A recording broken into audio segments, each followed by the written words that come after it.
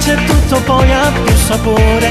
Magicamente sei speciale, ti giuro che mi fa impazzire. Rimani sempre come se, ti prego non cambiare mai. Sei dolce quando fai l'amore, con la tua voce sensuale. Mi dici t'amo da morire, ti prego dai non ti fermare. Oggi sarà intervistato il cantante Raffaello.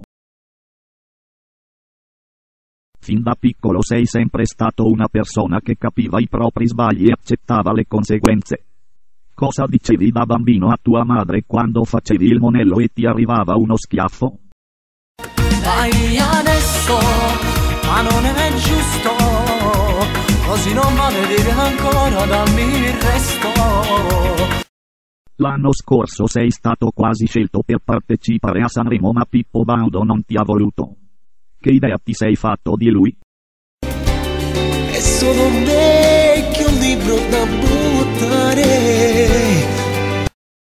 Mi hanno riferito che alla festa di compleanno di Rosario Miraggio hai incontrato Pippo Baudo. Cosa gli hai detto quel giorno? Per me la festa è già finita, ora che ci sei anche tu. Ho saputo che 2 anni fa alla festa per il tuo compleanno ti è successo un piccolo inconveniente. Forse hai mangiato qualcosa che ti ha fatto male e ad un certo punto si è sentito un rumore che proveniva da te. Il primo ad accorgersene fu il tuo amico Alessio. Cosa ti disse? Dentro ti è scoppiato un forte temporale. Vicino ad Alessio c'era anche tuo zio. Qual è il ricordo che ti ritorna spesso in mente? Lei che mi guarda imbarazzato, forse l'ha capito già. In quel momento qual è stato il tuo primo pensiero? Restare qui non posso e vado via adesso. Qual è il consiglio che dai ai tuoi fans quando capitano situazioni del genere e non vuoi fare capire che sei stato tu? Cosa si fa in questo caso?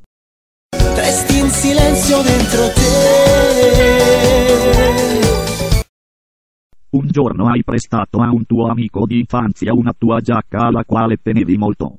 Dopo un po' di tempo quel tuo amico è venuto da te dicendoti che l'aveva persa. Cosa gli hai detto? A me sembra solo una scusa un po' banale. Non ti accorgi come trema la tua voce. La tua è solo voglia di scappare. Il tuo amico vedendoti arrabbiato si è spaventato e ti ha promesso che l'avrebbe cercata e te l'avrebbe riportata il giorno dopo. Come hai risposto?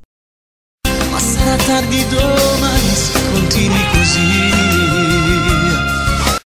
È giunta notizia che una delle tue tante fidanzate è stata Emiliana Cantone. Ora la telefoniamo così puoi provare a riconquistarla. Riattacca, oggi parla con te stasera. Risponde sì, non pagando, dormo bene. Oggi capisci la speranza di ancora. Mi fa pace insieme a te, oppure no.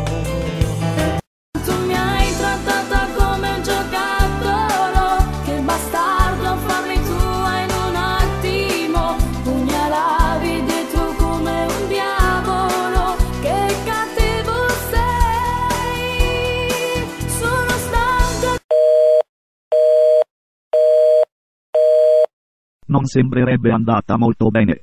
Grazie Raffaello per la tua collaborazione.